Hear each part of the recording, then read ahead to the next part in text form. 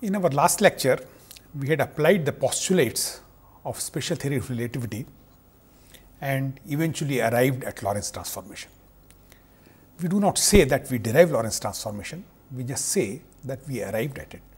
We presented a series of arguments on how Lorentz transformation could be arrived at. A real test that Lorentz transformation is believed on is on experiment. If we find an experimental support, then only we believe on Lorentz transformation. After that, we took an example, which was an old example of a light being emitted from the origin, and we had earlier found out that under Galilean transformation, the speed of the light does not remain constant if we change the frame of reference, which was obvious because the classical mechanics was not designed for that. Then we applied Lorentz transformation on the same example and said that if we apply Lorentz transformation, then the velocity of light turns out to be same in the other frame also, which is what Lorentz transformation is based on, or the second postulate of special theory of relativity is based on.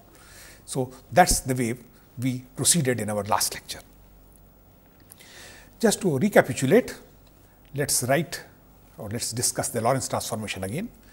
These are the equations governing Lorentz transformation. In fact, these are the equations. We had introduced two symbols. One is beta, which is v divided by c. Just to remind, v is the relative velocity between the frames and c, of course, is the speed of light.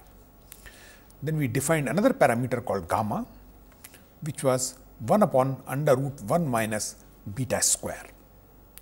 If we use these two parameters, the Lorentz transformation equations become like this. For x coordinate, its x prime is equal to gamma multiplied by x minus vt.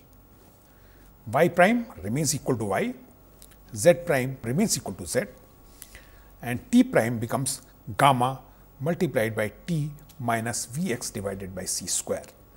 We had earlier said that in the non-relativistic limit, meaning when v is much smaller than c, this beta is negligible in comparison to 1 and gamma is essentially close to 1. Then x prime just becomes x minus vt, which is the standard Galilean transformation.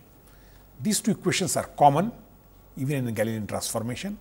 Here, if v is very small in comparison to c, this particular term is neglected or can be neglected.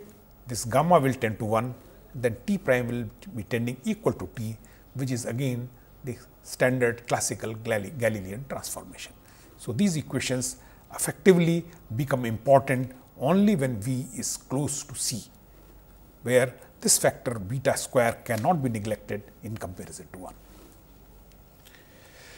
Today, we will try to discuss some of the examples, some other examples of Lorentz transformation, specifically two very important and popular results arrived out of Lorentz transformation. One of them is called length contraction.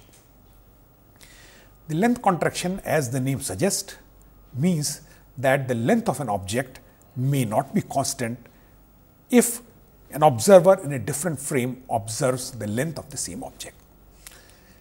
In fact, as we will be seeing, there is a contraction or length becoming smaller is associated with this phenomenon, which is called length contraction.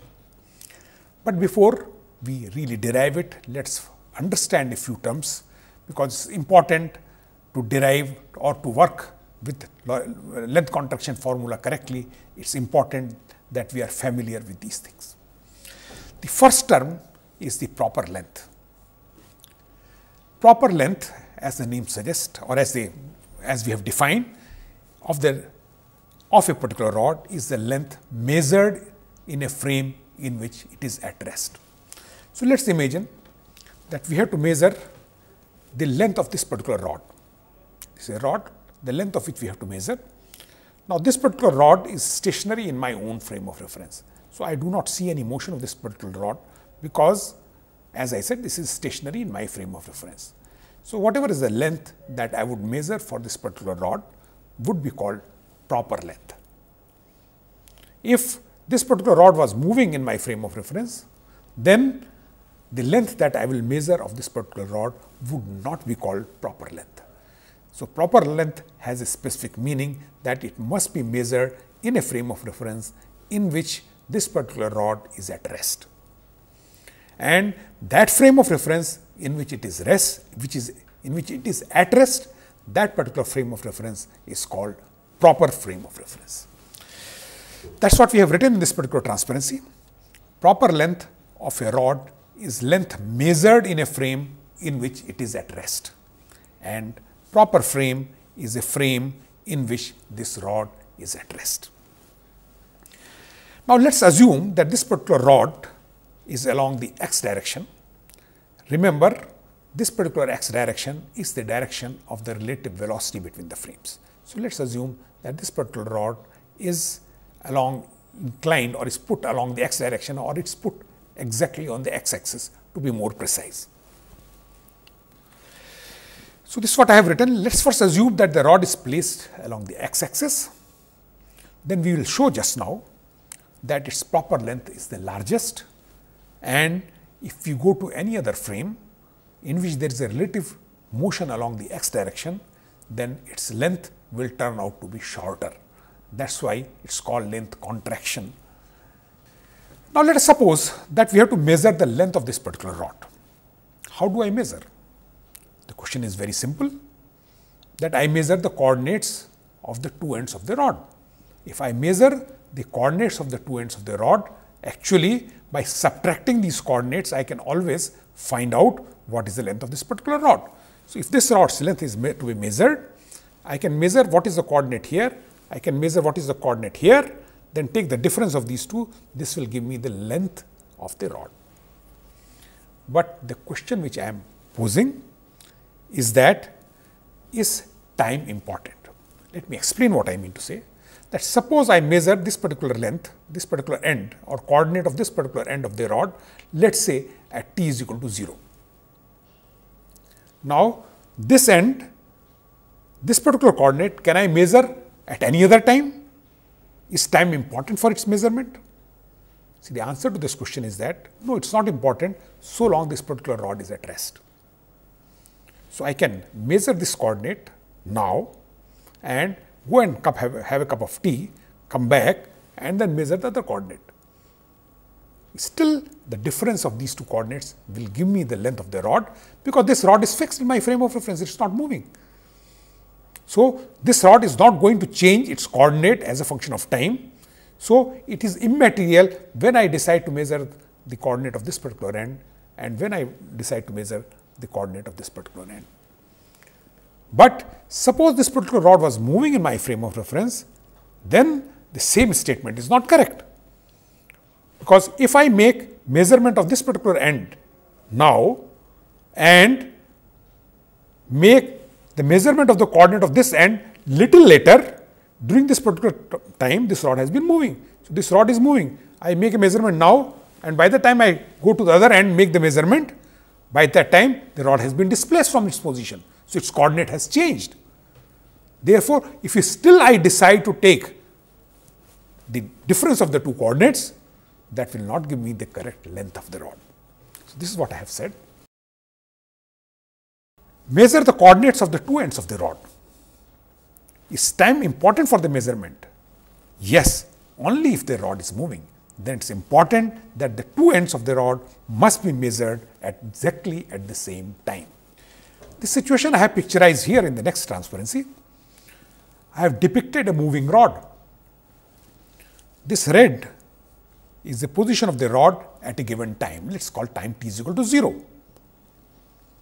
Now, let us suppose at time t is equal to 0, I made the measurement of coordinate of this particular end and find it out that it is equal to x1.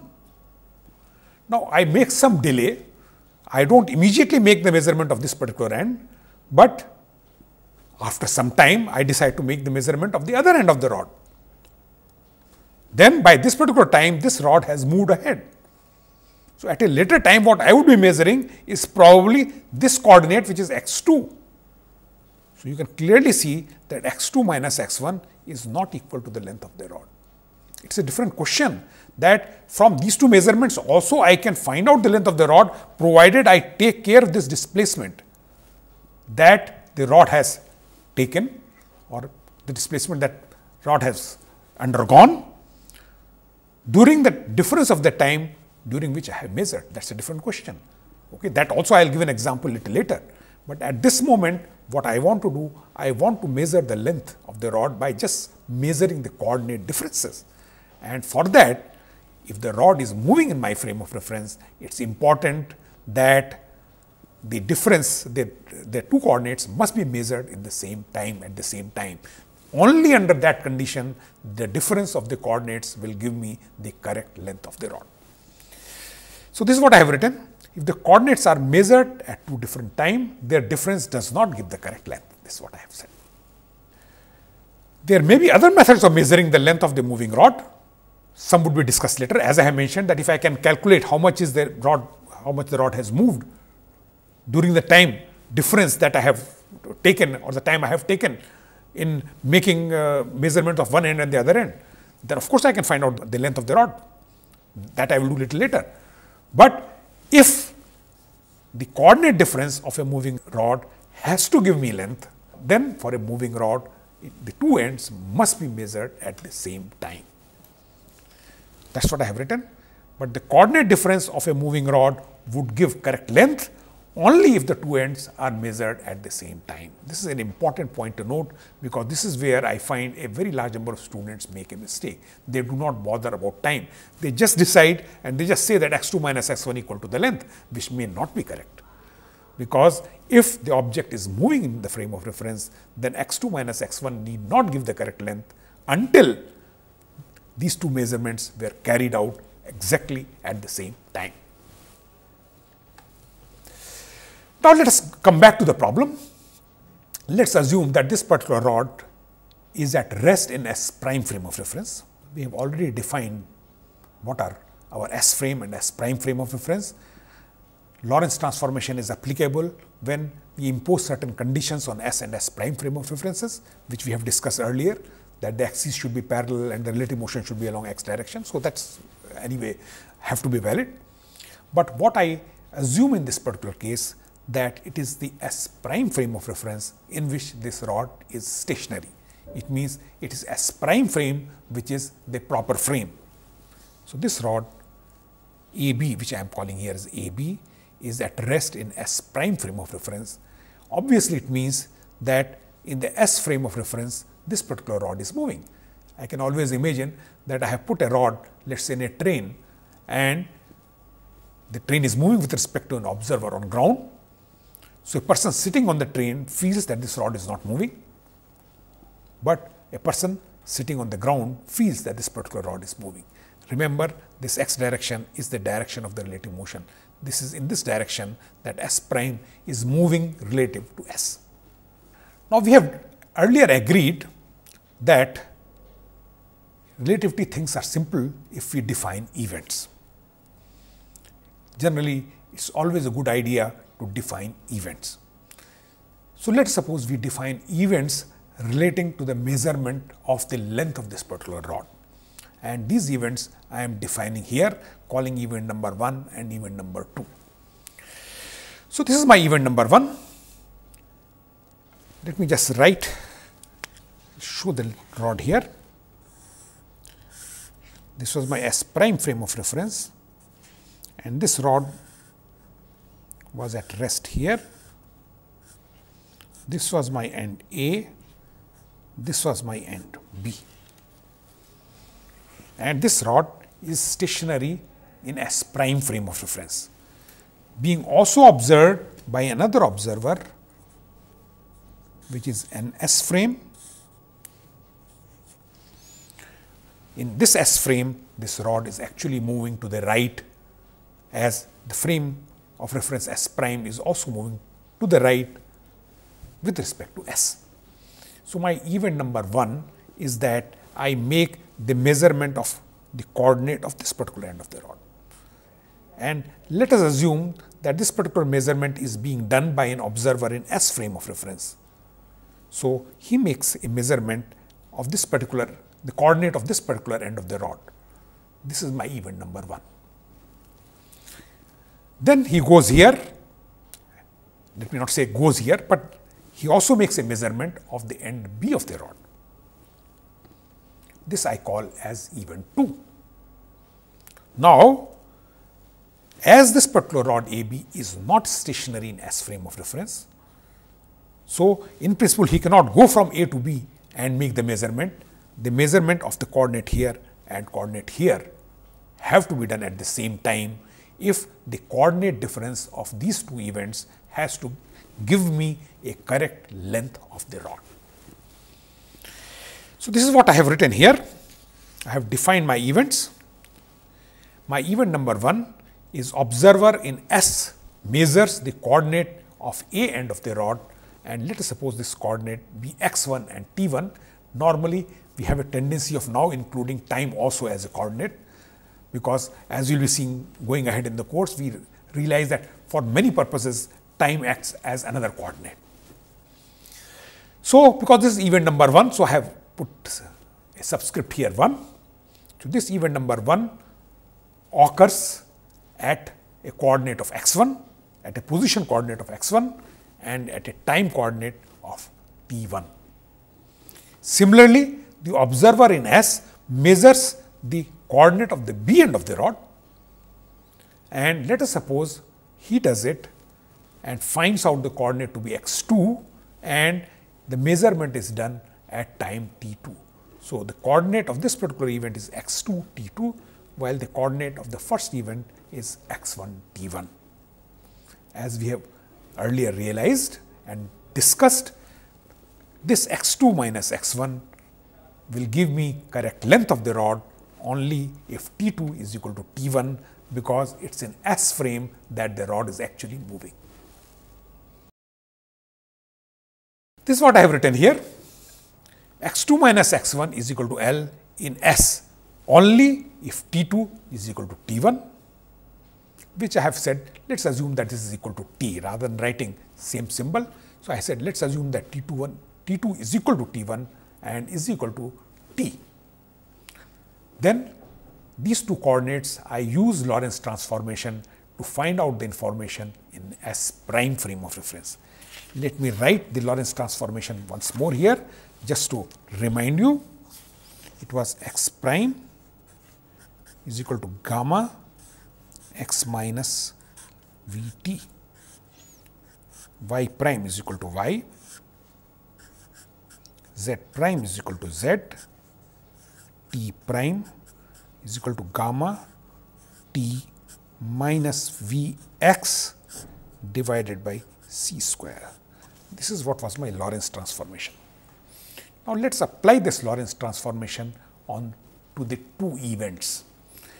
If I apply, let us say first event number 2, it means the value of x was x2 and time t was t2, I will get the coordinate of that particular event in S prime frame of reference. So, I will get x2 prime, the coordinate of the second event in S prime frame of reference.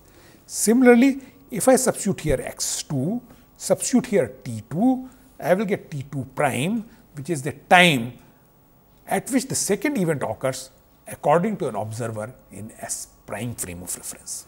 So, this is precisely what I have written here. If you go back to the transparency, it is x2 prime is equal to gamma x2 minus vt, because t2 I have taken to be equal to t. This is what I have written earlier. So, this I have just put it equal to t.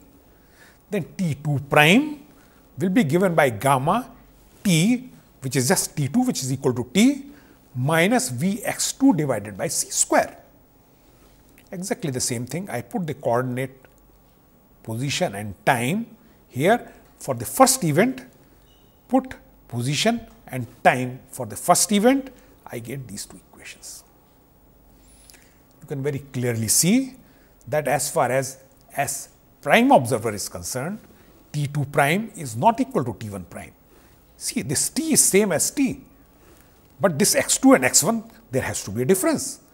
If the length has to have some, I mean, if the rod has to have some length, then x2 cannot obviously be equal to x1. Therefore, this T2 prime is not equal to T1 prime. So, what it means that according to the observer in S prime frame of reference, these two events occurred at different time. It should not be surprising to us, because remember earlier we have discussed that simultaneity is relative. I shall be harping on this issue number of times, saying that simultaneity is relative. It's in S frame that the two events occurred at the same time, hence they were simultaneous. According to S prime frame of reference, these two events did not occur at the same time, therefore they are not simultaneous. So, according to him, the two events occurred at different time. Would it mean that S2 prime will not agree that x2 prime minus x1 prime is equal to length? No, that is not correct, because in S prime frame of reference this rod is stationary. So, it is not important whether the two ends should be measured at the same time. What is important is that we just make measurement at any given time.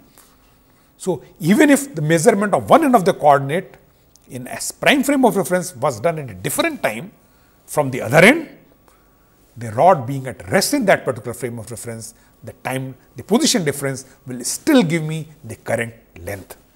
So, what I want to argue out, that x2 prime minus x1 prime is equal to the correct length of the rod in S prime frame of reference, irrespective of the fact that T2 prime is not same as T1 prime.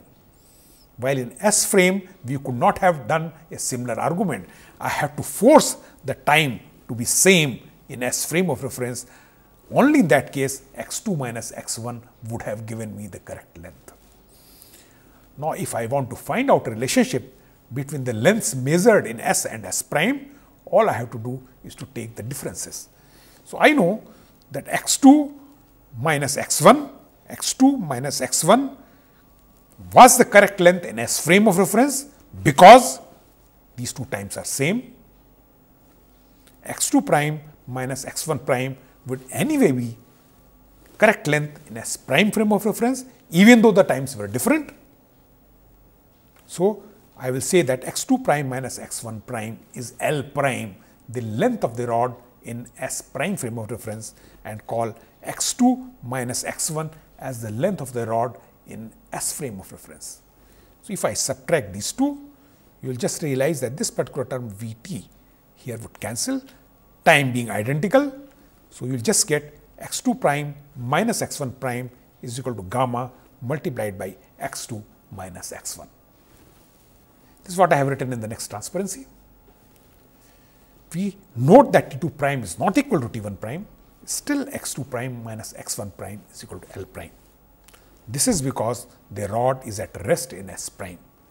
Measurement time has to be adjusted to be same in S and not necessarily in S prime. I have taken the differences. I get x2 prime minus x1 prime is equal to gamma x2 minus x1. As we discussed, this is the length in S prime frame of reference. This is the length in S frame of reference. I call this as L prime. I call this as L. So, this L prime is equal to, this L is equal to L prime divided by gamma, which is what I have written in this particular equation. As we have seen earlier that gamma is to be always greater than 1, because you remember gamma was equal to 1 upon under root 1 minus v square by c square.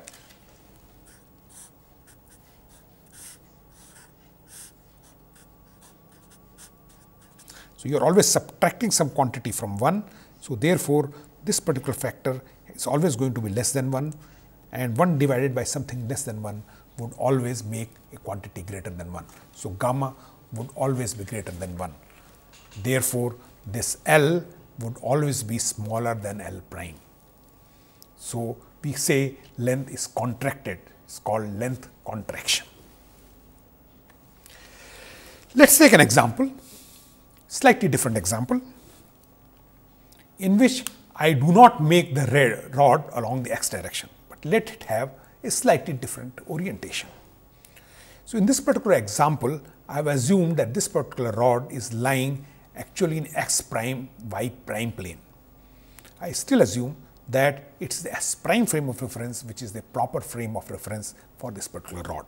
So, this rod is actually stationary in S prime frame of reference, but the only difference I say that this rod is no longer along this particular direction, but making some angle, somewhere here like this. So, my rod is like that AB, and this is S prime frame of reference. So, I assume that the end A of this particular rod is at the origin here. I assume that the length of the rod is 1 meter. So, effectively in S prime frame of reference, I know the x coordinate of A, which is 0, 0, x coordinate of B, which I can find out very easily if I know the length and if I know the angle. And what I have to do now is to find out the length of this particular rod in S frame. That is what is the question. So, let me read the statement of the question or statement of the example. There is a 1 meter rod AB, the one which I have said, the length has been given to be 1 meter rod, and it is kept stationary in S prime frame of reference, which is the proper frame of reference, with end A at origin, the way I just now shown in the picture, in x prime y prime plane, making an angle of 60 degrees. So, I know the theta value, which is 60 degrees, with x prime plane, with x prime axis, I am sorry. What would be its length in S if the relative speed between S and S prime is 0.6 c? So, I have given some numbers, so we can calculate the answer, a numeric answer. Also find the angle that the rod makes with x axis in S. So, according to S observer, at what angle this particular rod is inclined with respect to x axis. So, this is essentially the question. The same picture which I had drawn on this particular piece of paper, you have S prime frame of reference. This particular rod is at rest with A being at the origin, this end B being here, this angle being given is 60 degrees, and this length is being given to be 1 meter. Now, like before, I will define the events and we will define the events to ensure that these two events occur at the same time in S frame of reference, because it is an S frame that this particular rod is moving. Also, because here y coordinate is also involved. See, in earlier example, we did not bother about the y coordinate because y was 0 in S frame, it had to be 0 in S prime frame of reference.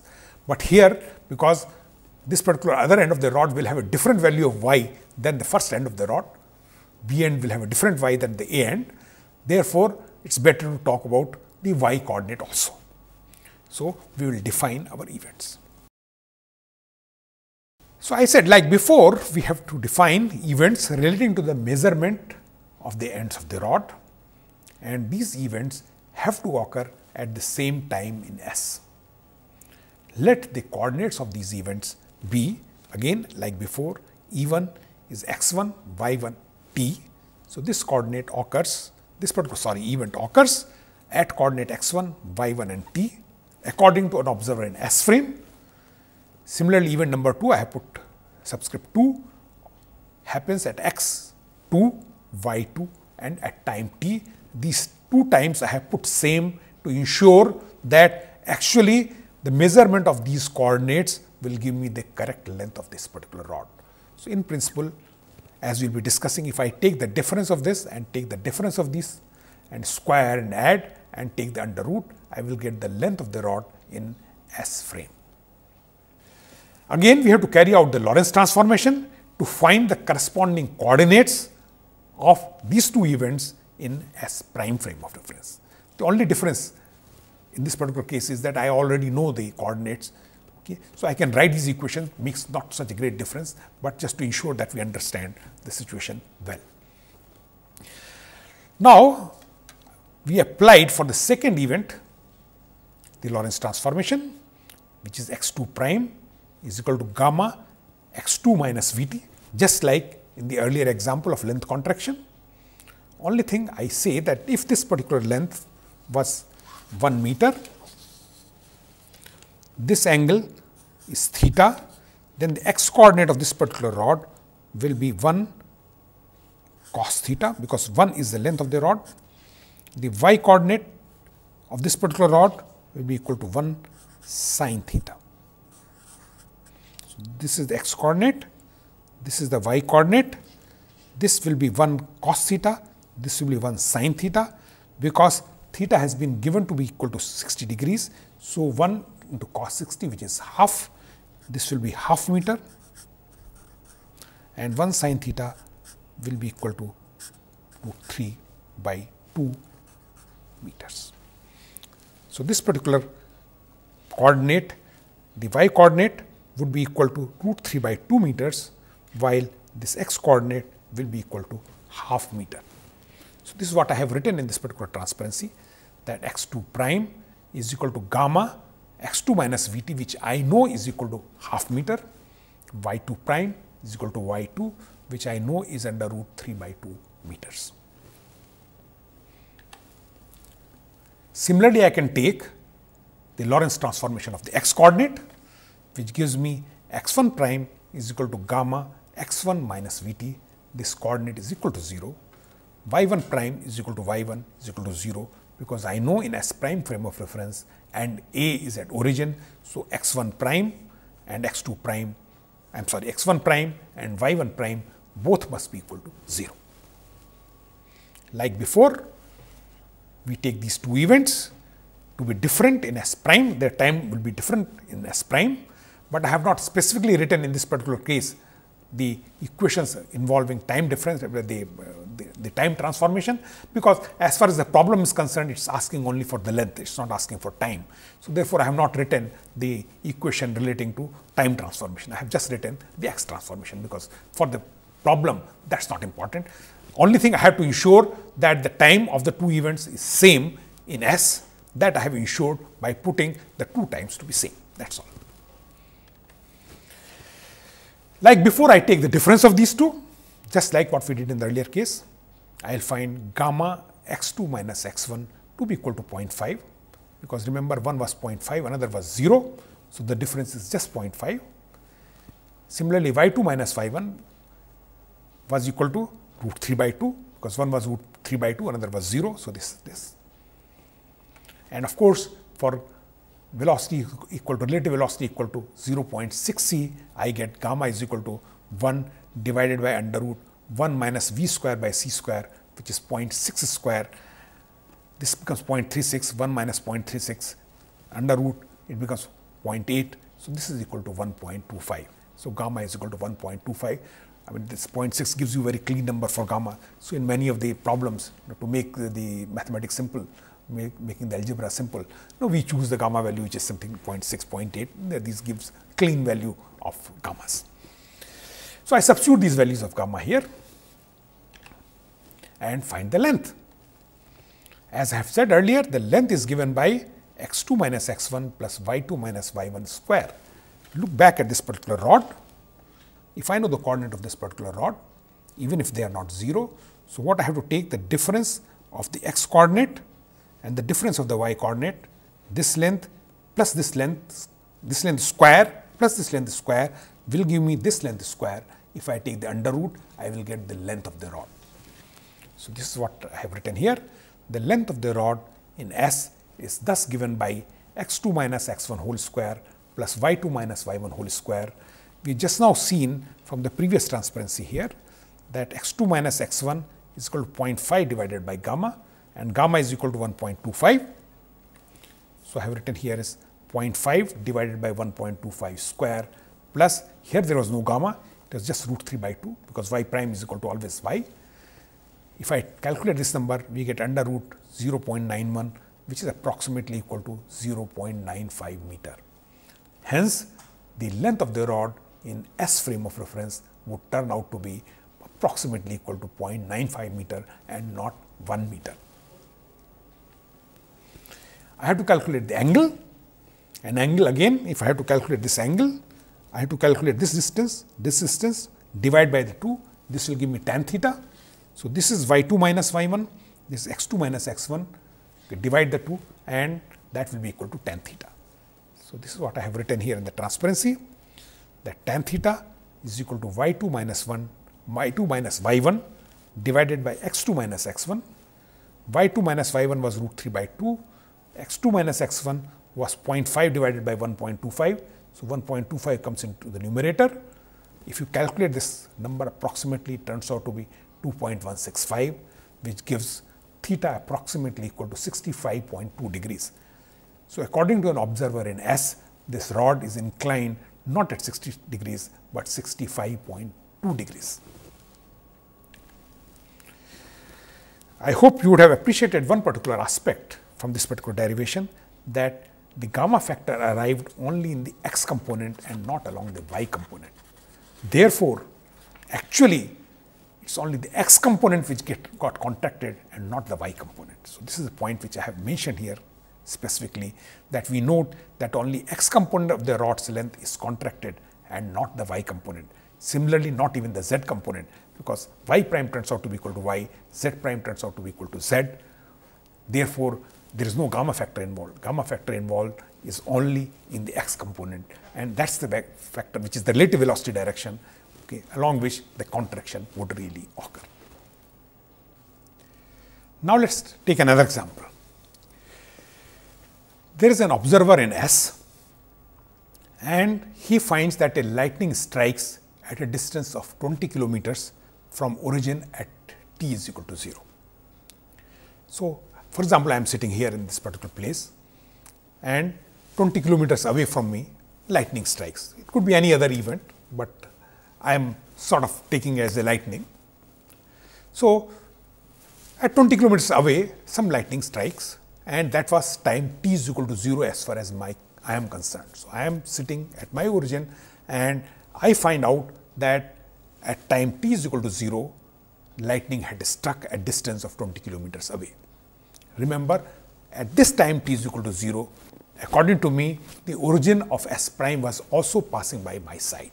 So, the observer in S would feel that the origin of S prime passing by his side and this event occurring at t is equal to 20 kilometers happen exactly at the same time, which is t is equal to 0.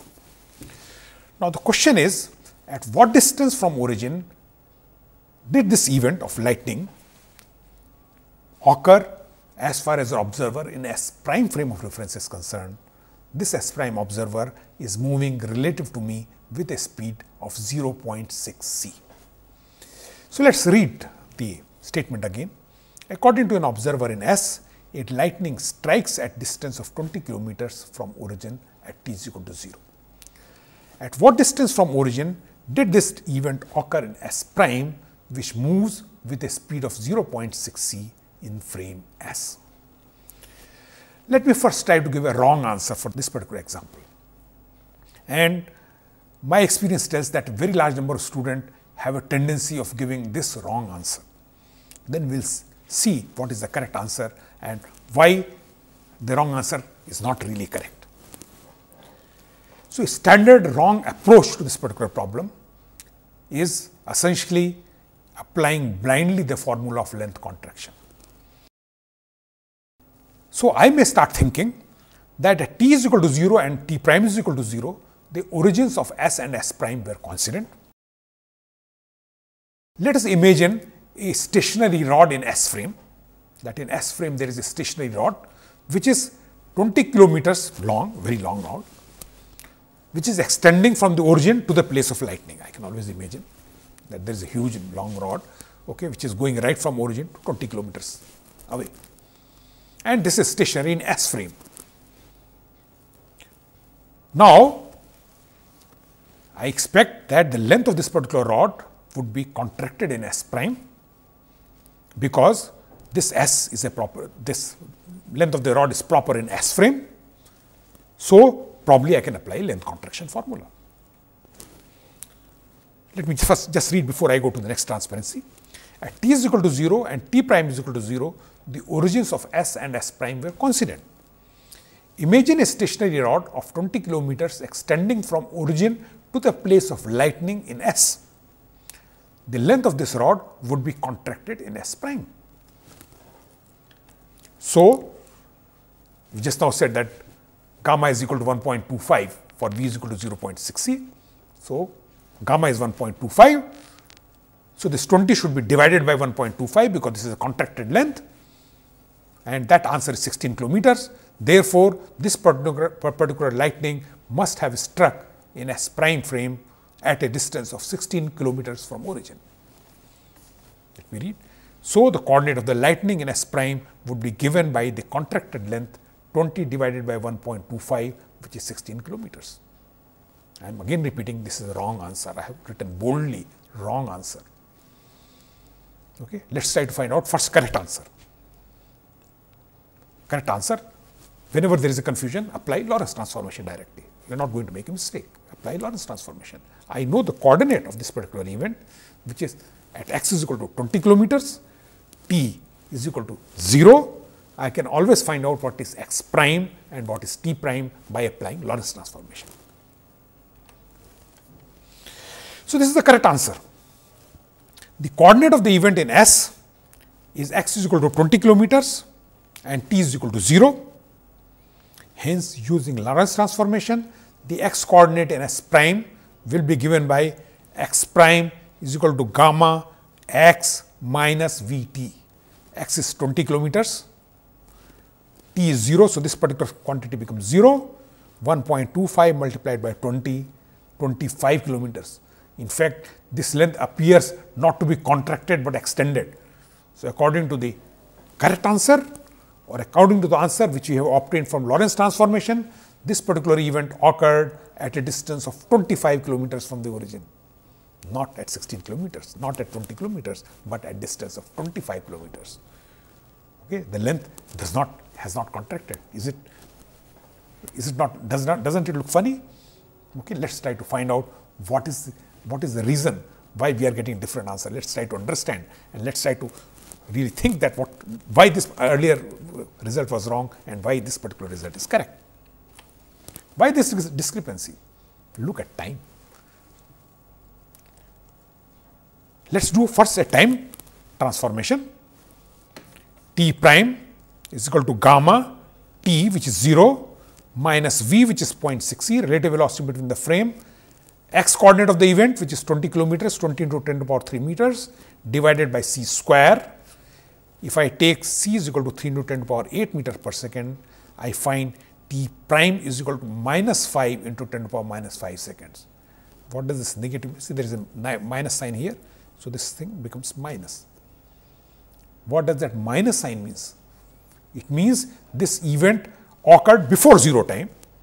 Remember, according to S prime observer also at t prime is equal to 0, his origin was coincident with the origin of S. And this event t prime, this particular event of lightning struck according to S prime at t prime is equal to minus 5 into 10 to the power minus 5 second. It means it appeared before. It means the origin of S and S prime were not coincident by till that particular time when the event occurred. The two origins became coincident at a later time at 5 to 10 to the power minus 5 seconds after this particular event occurred in S prime frame of reference. This is somewhat shocking, but this is what will be the perception of S prime frame of reference. An observer sitting on S prime frame of reference, that this particular event occurred before the origins of the two frames were coincident. This is what I have written. So, according to S prime, lightning had struck 5 into 10 to the power minus 5 seconds before the origins of the two frames coincided. In S prime, the events of the two origins coinciding, if we call this as another event, that the two origins being coincident, this event of the two origins coincident and the lightning striking are not simultaneous, though in S they are. According to an S observer, lightning striking and the origin of S prime passing both occurred at time t is equal to 0, same time. Therefore, the events were simultaneous. According to t prime, the event of lightning struck before the second event, that is the coincidence of the origin occurred later. They were not simultaneous. Simultaneity is relative. This is what we have been discussing by giving many examples, that this is something which is very different from the classical ideas to understand that simultaneity is not relative, is relative in special theory of relativity. According to S prime, the origin of S is approaching him with a speed of 0.6 c. If we are looking with respect to an observer in S prime frame of reference, this particular origin S was actually moving towards him. And only after 5 into 10 power minus 5 seconds will the origin S reach his origin. So, this origin is always coming towards him, and it will take 5 into 10 power minus 5 seconds before this origin will really come and meet him, while lightning has struck earlier, while lightning was had struck here when the origins were not coincident. This is what I have written. According to S prime, the origin of S is approaching him with a speed of 0.6 c, and only 5 into 10 to the power minus 5 seconds after the lightning striking will the origin of S reach his origin. I wanted to make one particular point which sometimes again I find that students are somewhat confused. See, it is not important when the observer in S prime gets the information of lightning, because lightning, the information will take certain time to reach. What is important is the time of the event. Suppose one of our friends is departing from railway station at a particular given time, okay, and I come to know that his train departed exactly at 10 o'clock. This information may not reach me exactly at 10 o'clock. Okay, the person who has gone to see him off may come here, may take 1 hour to reach my place and may give me information that the train had departed actually at 10 o'clock. It does not mean that the event occurred at the time when I got the information. Event had occurred earlier. See, what is important is the time of the event. I know that the train departed at 10 o'clock, even though I might have got the information late. So, similarly, an observer in S prime may have gotten this information later, because it always takes finite amount of time for the information to reach him. But all this time, if he tries to calculate and take into account, he can find out at what time the event actually takes place.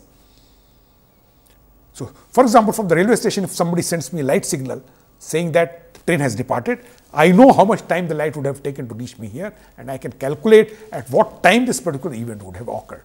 So, when I am saying the time of the event, it is important to realize that this is the time at which event actually occurred. So, this is what I have written. Note, when the observer in S prime gets the information of lightning is not important. What is important is the time when the lightning took place as per his calculation. Now, as we have said here, that after 5 to 10 power minus 5 seconds, the origin of the two frames will reach, and at that time, according to S prime, will be time t prime equal to 0. Now, I can find out what is the distance here. How do I find the distance?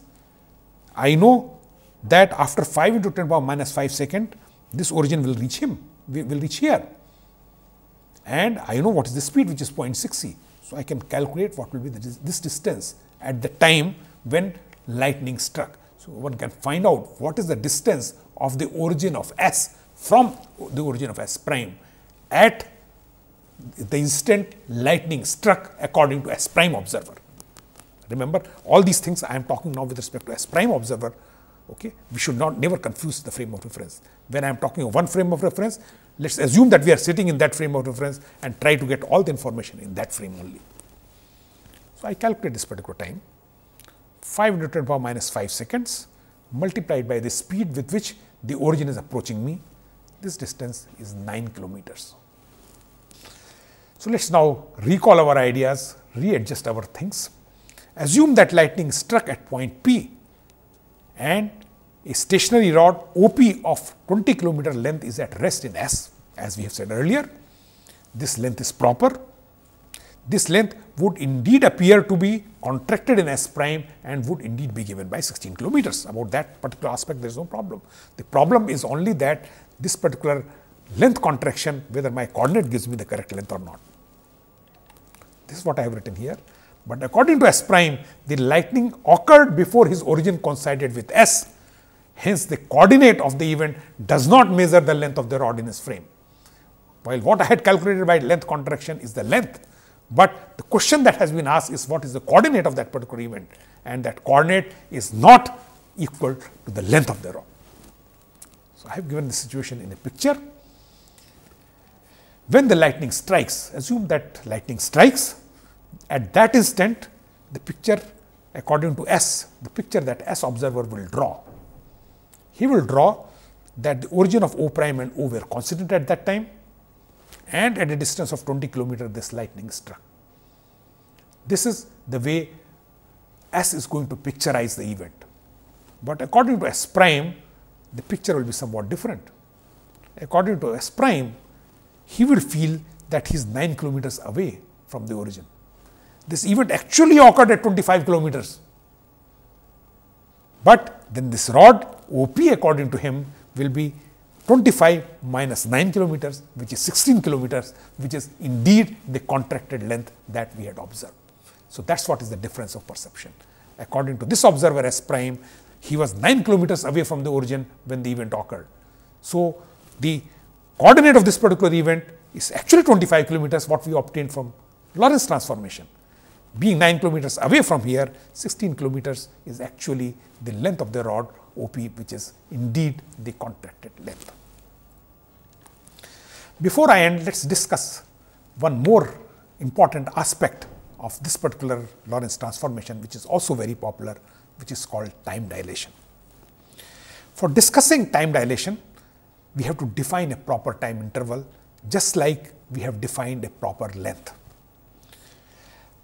Proper time interval we can define between any two events. There could be any two events, event 1, event 2. No, we have defined many types of events. We will be defining also in the course of lecture many other events. If these two events occur at the same position in a frame of reference, then that time interval which is measured in that frame of reference is called a proper time interval. So let's assume that two events appear to be occurring exactly at the same position. So I am sitting here, something happens here. Then again exactly at the same point, something else happens here exactly at the same point. Okay? So if I take the time difference between these two events, that is what is called proper time interval. And I measure the time interval between these two frames, these two events. What I am trying to say is that if anybody else who is moving relative to me measures the time interval between these two events, he will find that this time interval is larger. That's why it's called time dilation. Like the eye specialists dilate the eye of the, so ball becomes bigger. So similarly, this particular time interval becomes dilated. It has become larger. That's why it's called time dilation. In any other frame, the time interval between these two events would appear to be larger than the proper time interval. That's why it's called time dilation. Now let us assume that it is the S frame. We have already discussed what is S frame and S prime frame. That's the S frame in which the time interval is proper. It means these two events must have occurred at the same position in S frame. If they have occurred at the same position, it means even their coordinates, X coordinates would be same. So it means these two events, event 1 and event 2, occurred at the same value of X. And let's suppose the time as measured by an observer in S is T1 and T2 for these two events. So T1 minus T2 or T2 minus T1, whatever you want to call the difference of the time interval, is the proper time interval as measured in S, because in S the two events occurred at the same value of X or same position. Now I apply Lorentz transformation. If I apply Lorentz transformation, exactly like before, I get T2 prime is equal to gamma T2 minus Vx upon c square. This x I have taken to be same, so this x I have not written x2. For the first event, I have written T1 prime is equal to gamma T1 minus Vx by c square, this x being same. I take the difference of these two. Again, these two will cancel out. I will get T2 prime minus T1 prime is equal to gamma T2 minus T1. This is what I have written here. The time difference between these two events in S prime is therefore given as T2 prime minus T1 prime, which is equal to gamma T2 minus T1. This T2 minus T1 was the proper time interval because this was measured in a frame of reference in which the two events occurred at the same position. So this is proper time interval. Gamma being greater than 1, T2 prime minus T1 prime will be larger than T2 minus T1, and therefore time interval will be dilated. Many times this proper time interval between the two events is written as tau. This is one of the symbols which is very, very commonly used. There are one or two small comments which I would like to make. First, that you will note that to apply time dilation, only the x coordinate of the two events had been used. Strictly speaking, if the y coordinates of the two events were different, one event occurred here and another event occurred at some other height. One event occurred here, another event occurring at some other height, but at the same position, still time dilation formula is applicable. So strictly speaking, that time interval is not proper. We will define exactly correct definition of proper time interval little later. But as far as application of time dilation formula is concerned, only the x coordinates of the two events need be same. So that's what I have written. We note that to apply time dilation, only the x coordinates of the two events have to be same. Though the general definition of proper time interval, all the coordinates have to be same. As we said, we shall discuss this aspect in detail later. The second point which I wanted to mention is that if I apply Lorentz transformation for x coordinate, according to S prime observer, these two events would indeed appear to be occurring at different position. Like in the length contraction, according to an observer in S prime, the time difference of the two events was not same, it was different. Here, the x will be different. But this is not so shocking, because even classically that's what we see. See, if an event, for example, occurs here, even classically, we don't have to go to relativity. If an event occurs, let's say suppose somewhere here, and one frame was here, another frame was, let's say, also supposed to be here, they observe these two events exactly at the same value of x. But the second event when it occurs, the second observer has moved to the right, therefore, the event, the value x coordinate has changed. Therefore, the x coordinate being different is not all that shocking. This is also expected classically. It's the time difference being different in different frame that appears to be much more shocking. So that's where I will end my lecture, just by giving a small summary. We discussed two important consequences of Lorentz transformation, namely the length contraction and time dilation. Then we gave some examples of length contraction and warned where one can make an error in the direct use of the formula. Thank you.